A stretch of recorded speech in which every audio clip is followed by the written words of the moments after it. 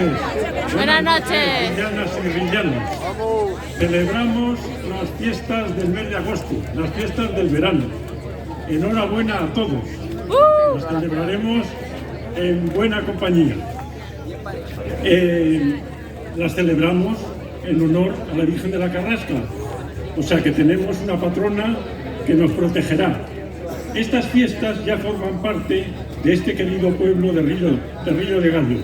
Son las fiestas del verano y nos permiten que todo el que está unido a Rillo pueda celebrarlas al completo. Las disfrutaremos a tope. Los veteranos no nos olvidamos de la fiesta tradicional del 8 de septiembre, pero eso es otro tema, ¿eh? El primer recuerdo va para la Peña El Puntillo, responsables de la organización. Seguro que lo van a hacer fantásticamente bien. Hasta ahora, con un día y medio, yo les doy ya un 10. ¡Ánimo, muchachos! Y como tenemos un pueblo excepcional, vamos a hablar de él. Sí, así, con palabras sencillas, pero es que no se puede calificar de otra forma lo que es extraordinario. Para mi intervención, tomo el testigo de nuevo de la Peña El Puntillo. Si ellos han reflejado en la camiseta de este año 10 marcas rillanas, yo quiero contaros aquí, de lo más breve que pueda, 10 monumentos que en el pueblo tenemos, 10 hechos históricos que se desarrollan en el marco de los 25 kilómetros cuadrados que este municipio tiene. Pero es así, 25 kilómetros cuadrados. Entonces, voy con el primero. Y el primero que yo califico aquí es el barranco del Río Viejo. Y os cuento unas batallitas. Los expertos de este barranco que hemos estado esta mañana nos dicen que son 90 millones de años críticos en la historia de la Tierra. Nosotros aquí siempre, el barranco del Río Viejo, veíamos cantidad de cosas que aparecían con frecuencia. Pues desde los catedráticos de geología visitándolo, los estudiantes viniendo, veíamos publicaciones que hacían. Las areniscas de Rillo de Gallo son famosas en el mundo, areniscas y limos de Rillo de Gallo. Y veíamos que cuando se hacían algunos trabajos en el bosque, en el monte, para plantar pinos, pues aparecían árboles petrificados, asombrosos, árboles petrificados. Y lo mismo los riples, una palabreja que no hemos conseguido traducir al castellano, que aparecen en el Borbullón. Son piedras con ondulaciones que a lo largo de los siglos, he dicho 90 millones de años, a lo largo de los siglos, tanto los mares que nos dicen que han pasado por aquí como los ríos caudalosos estaban. Todo esto tiene una coronación en el mes de mayo del año 2015. Nada menos que deciden que Rillo de Gallo sea el lugar donde se celebre el Geolodía. Aquí aparecen, subiendo por el camino del vivero, 4 o 5 autobuses grandísimos con cantidad de gente que de vez en cuando los iban parando en grupos y les explicaban todo lo que veían por allí, ¿no? Esto fue la coronación de lo que yo llamo el barranco del Río Viejo. Entonces, hablando del barranco y del Borbullón, ¿cómo lo habéis pasado esta mañana? Bien, bravo. De nuevo para la Peña, Bien, bien. Y dicho esto, gracias por la luz. Gracias por la luz. Y dicho esto, pasamos al siguiente punto que yo tengo. Voy a ser breve, os lo prometo. Pero hay algunos puntos más largos que otros. Entonces el primero era más largo. Este es primera huella de dinosaurios encontrada en España. ¿Dónde creéis que se encontró la primera huella de dinosaurio en España? No fue ni en Rioja, no fue en Teruel, aunque monten figurillas ahí para hacer museos y demás. Fue en este pueblo que siguió la huella que encontró un vecino, pues tuvo diversas incidencias y batallitas a lo largo de la administración y llegó nada menos que a la Sociedad Española de Historia Natural, que en ese momento la presidía nada menos que Ramón y Cajal. Bueno, pues allí fue como recibir, yo no sé, una joya, porque nos compararon al recibir esa pata de bicho que decía el vecino de Rillo, nos igualábamos a lo que había pasado en Alemania, en Inglaterra, en Francia. En ese orden lo dicen, así, con esa naturalidad. Ya entrábamos casi en la Europa de las patas de dinosaurios. Así estamos. Solamente que decían, cuando es curioso los escritos que tienen, dice, se encontró en un sitio llamado Rillo. ¿Dónde estará eso? En un sitio llamado Rillo. Bueno, pues era en este pueblo que entonces solo se llamaba Rillo, porque esto es el año 1896. Como sabéis, Rillo pasa a llamarse Rillo de Gallo en el 1916. Bueno, pues dicho esto, ya está la pata, pero sí recordar a dos amigos míos, que a lo mejor no sé si están por aquí, me da lo mismo, que han encontrado con posterioridad pues huellas. Uno, Julián Martínez, que hace unos años encontró una piedra de nuevo en ese barranco caída, y esa piedra la llevaron luego al Museo de Molina. Y este mes, hace 4 días, hemos leído de Carlos Lopesinos, una colaboración en El Olmo, diciendo que también él ha visto unas huellas y que están por ahí. Y cierro capítulo y pasamos al siguiente. Tercero, me parece que es algo así. Pinturas rupestres del arte levantino.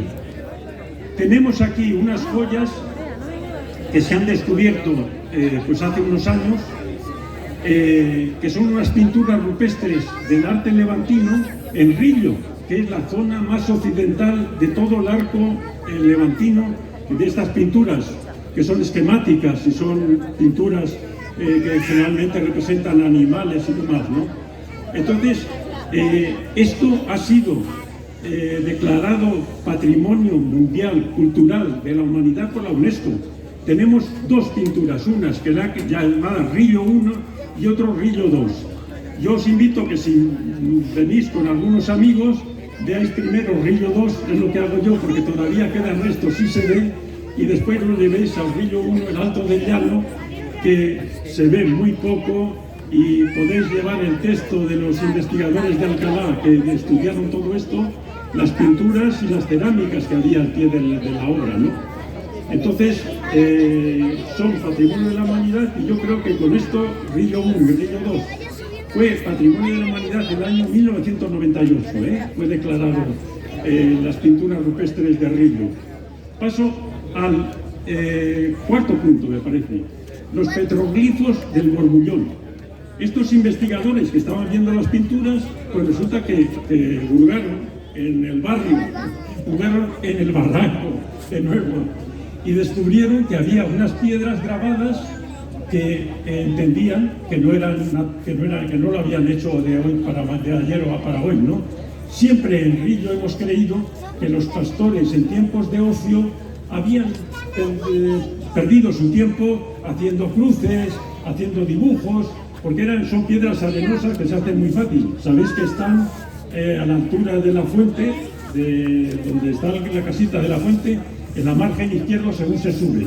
Pues no, según ellos son históricos, no se sabe bien, ellos no los califican, no se atreven a calificarlos, y lo dicen algo así como son de difícil adscripción cronocultural. O sea que no se atreven a decir, así como de las pinturas, sí que dicen que son de hace 10.000 años o algo así, de estos petroglifos del Borbullón no se atreven. Y paso al siguiente punto, que ya vamos por el 5, enseguida terminamos. El 5 es Molina la Vieja y el paso del Cid. En Molina la Vieja, sabéis que está a un paso de aquí, es ahora un despoblado, pero vivió en un momento floreciente cuando estaban aquí los moros.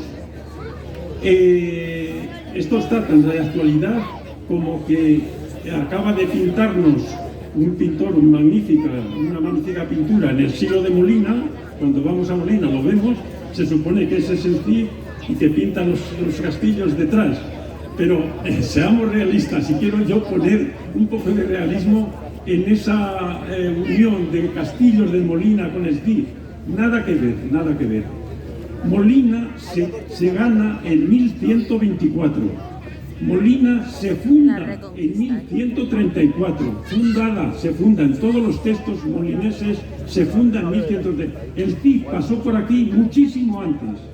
El paso del Cid por aquí tuvo que ser siempre por Molina la Vieja. El paso del Cid tuvo que ser siempre por Molina la Vieja, ninguna duda. Yo no tengo ninguna duda. Es decir, que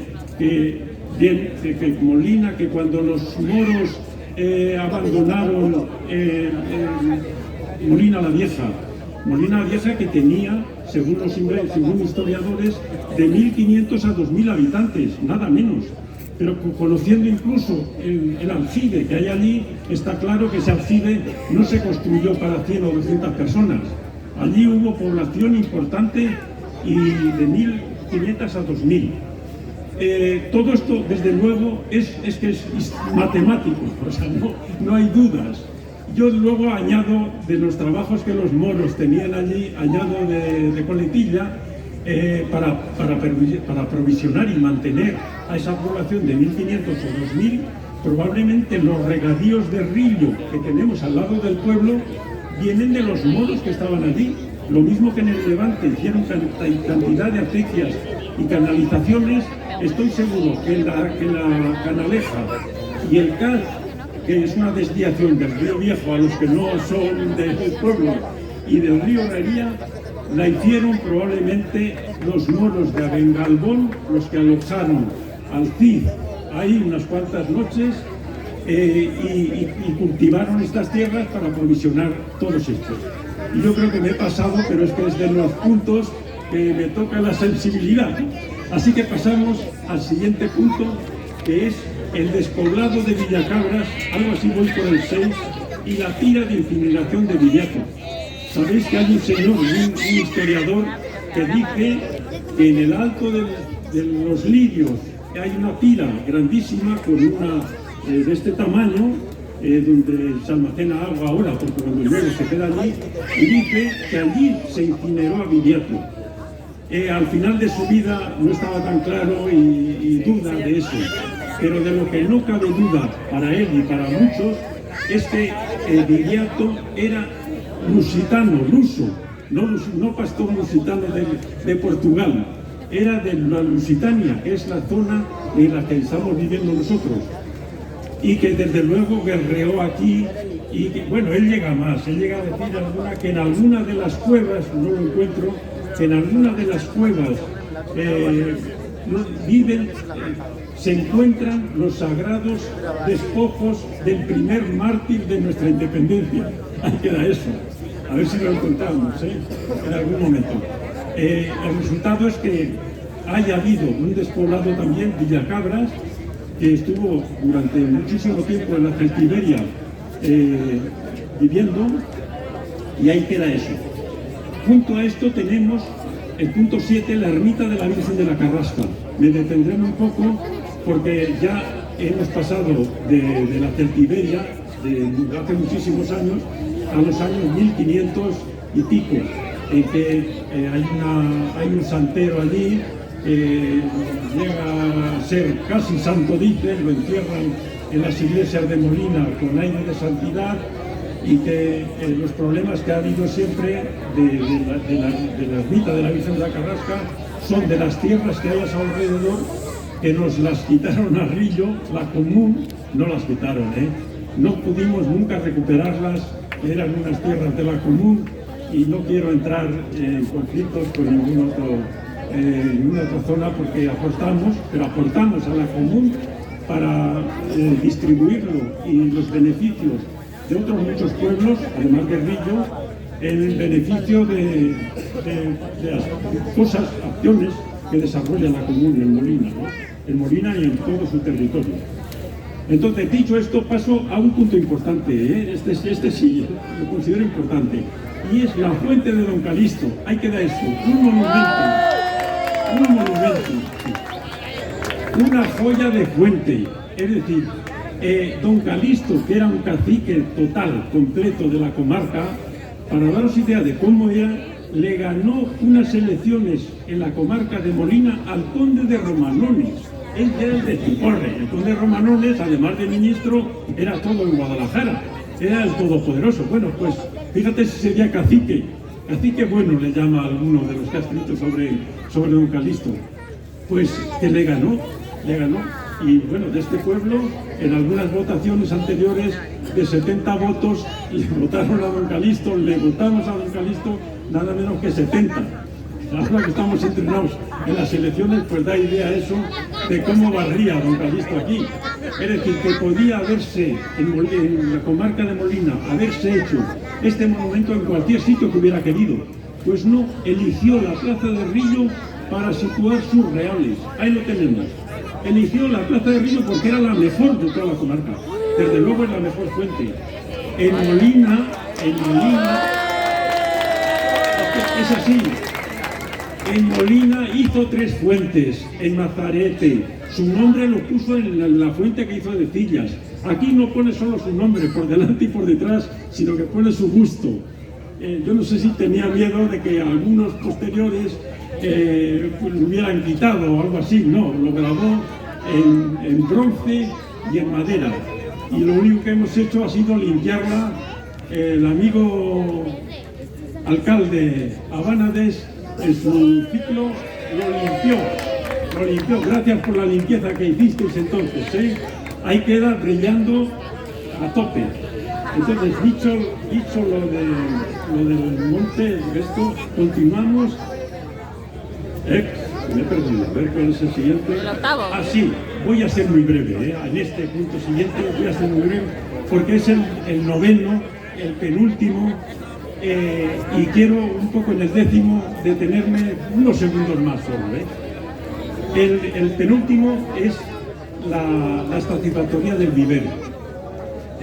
¿Por qué? Porque el Icona, el año 1982, cuando los cangrejos de toda España han sido arrasados, decide construir en un pueblecillo como Rillo de Gallo, que encuentra en el agua del vivero, que encuentra en la climatología, para hacer una inversión de la Satisfactoría, la cangrejera le llamamos aquí, ¿no? ¿Para qué engañarnos?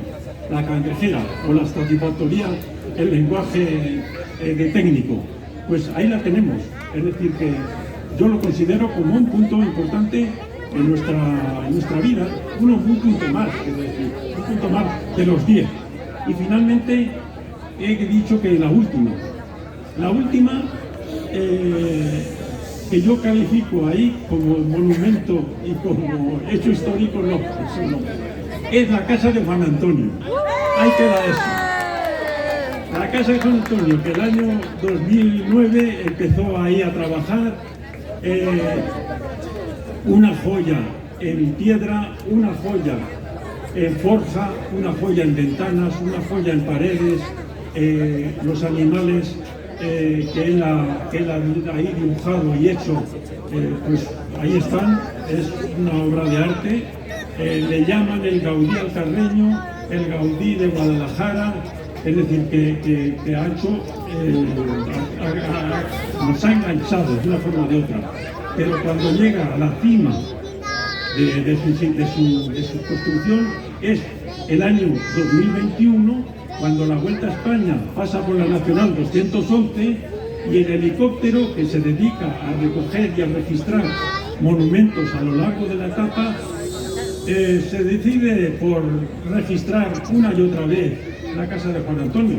Yo creo que es el broche de oro que tiene la casa y que yo quiero cerrar esta exposición de aquí para deciros que hasta aquí el decálogo de las joyas de Rillo. Para terminar, las fiestas de este año van a ser las fiestas 10, que las califico yo. Un 10 para la organización de la Peña El Puntillo. Otras 10 son las marcas villanas que han llevado en sus camisetas de este año. Y un 10 los monumentos que acabo de describiros y que lo conocíais todos, que seguro que os suena a repetición, pero que yo pido disculpas para aquel que sabe más que yo, que seguro que lo sabéis entre vosotros. Y nada más. Muchas gracias a todos y a bailar. ¡Vivan las fiestas de Firma y Teté! ¡Y viva siempre Rillo!